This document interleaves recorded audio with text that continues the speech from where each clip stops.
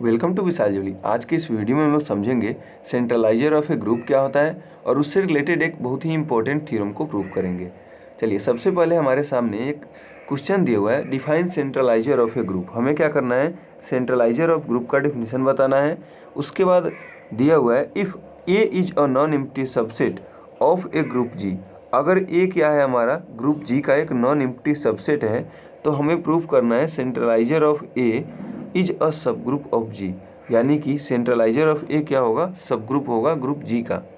तो सबसे पहले हमें क्या करना है, सबसे पहले हम डिफिनीशन बताएंगे कि सेंट्रलाइजर ऑफ ग्रुप क्या होता है और उसके बाद हम लोग इस थ्योरम को भी प्रूव करेंगे। चलिए, सबसे पहले डिफिनीशन देखते हैं। सेंट्रलाइजर ऑफ ग्रुप का डिफिनीशन है, the centraliser of a subset A of a group G is the set of all those elements of G which are permutable with every elements of A. यानी कि सेंट्रलाइजर किसी भी group G का subset अगर ए है तो उस ए का सेंट्रलाइजर क्या होगा, वैसा एलिमेंट्स होगा जी का, वैसा एलिमेंट जो कि ए के हर एक एलिमेंट के साथ परम्यूटेबल होगा। अगर आप इसको सिंबॉलिकली मैथमेटिकली समझना चाहते हैं तो आप इसको ऐसे समझ सकते हैं कि centraliser of subset A with respect to group G जो होगा वो इस तरह से होगा कि स्मॉल जी कोई एलिमेंट होगा जो कि जी से बिलोंग कर रहा होगा, कुछ इस तरह से कि ए जी और जी ए का वैल्यू दोनों बराबर आ जाए for all a belongs to A. तो हम लोग क्या कहेंगे कि हमारा जो सबसेट ए है वो सेंट्रलाइजर है ग्रुप जी का। चलिए, अब हम लोग क्या करते हैं, आगे का थ्योरम प्रूफ करते हैं। एक बार देख लीजिए थ्योरम क्या दिया हुआ था। देखिए, थ्योरम में हमें दिया हुआ था कि if A is a non empty subset of group G. अगर ग्रुप जी का एक नॉन एम्प्टी सबसेट ए है तो हमें प्रूव करना है कि सेंट्रलाइजर ऑफ ए होगा वो भी सब ग्रुप होगा ग्रुप जी का। चलिए, अब हम लोग क्या करते हैं, इसको प्रूव करते हैं। सबसे पहले देखिए, गिवन हमें दिया हुआ है, क्या दिया हुआ है, A is a non empty subset of जी।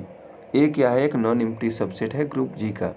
और आगे हमें we have to prove that, हमें प्रूव क्या करना है, centraliser of A is a subgroup of जी। यानी कि सेंट्रलाइजर ऑफ ए क्या है, सब ग्रुप है ग्रुप जी का। अब इसके लिए फॉर दिस लेट मान ले रहे हैं कि ए और बी दो एलिमेंट है जो कि सेंट्रलाइजर ऑफ ग्रुप ए से बिलोंग कर रहे हैं विथ रिस्पेक्ट टू जी। अगर ए और बी दोनों बिलोंग कर रहे हैं तो अभी आप ऊपर सेंट्रलाइजर के डिफिनीशन में यहाँ पे देखे हैं, अगर ए बिलोंग कर रहा है इसका मतलब क्या है कि ए जी और जी ए का वैल्यू बराबर होगा, जहाँ पे जी क्या होगा, स्मॉल जी हमारा कैपिटल जी नाम के ग्रुप का कोई एलिमेंट होगा।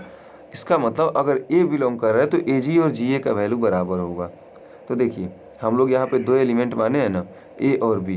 तो अगर हमारा ए बिलोंग कर रहा है तो इसका मतलब क्या होगा, इसका मतलब होगा कि ए जी और जी ए का वैल्यू बराबर होगा for all a belongs to जी।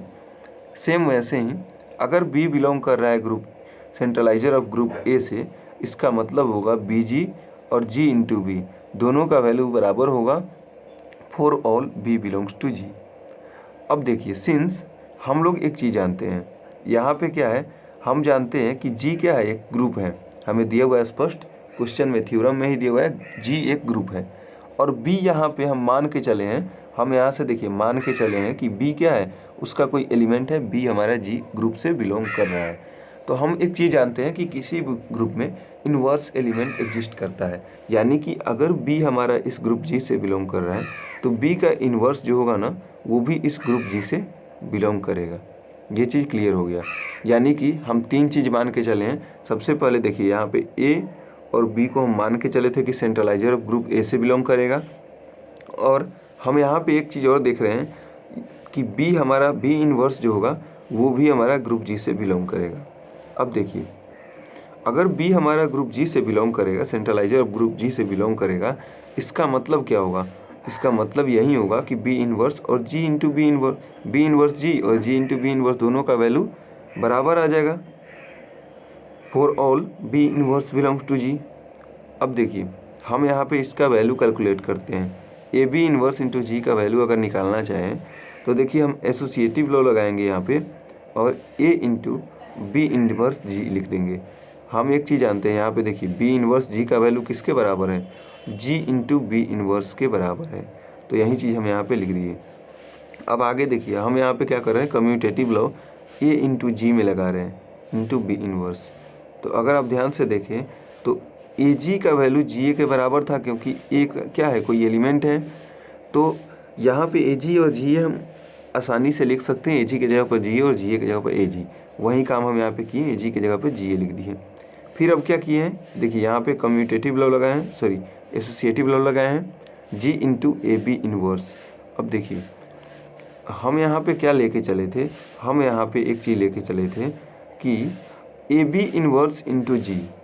देखिए अगर आप ध्यान से देखें यहाँ पे, तो हम यहाँ पे क्या लेके चले थे, ए जी इनवर्स इंटू जी, ये हम लेके चले थे ना।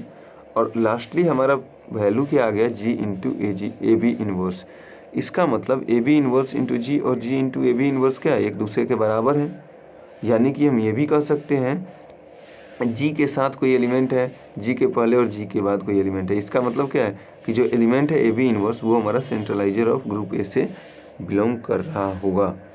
और हम यहाँ पे लेके चले थे कि ए, देखिए हम यहाँ पे क्या लेके चले थे, ए बी और ए बी इनवर्स तीनों हमारा क्या है, सेंट्रलाइजर ऑफ ग्रुप जी से बिलोंग कर रहा था। इसका मतलब निकल के आया कि ए बी इनवर्स क्या है, सेंट्रलाइजर ऑफ ग्रुप जी से बिलोंग कर रहा है। इसीलिए हेंस हम कह सकते हैं centraliser of group A is a subgroup of group ji.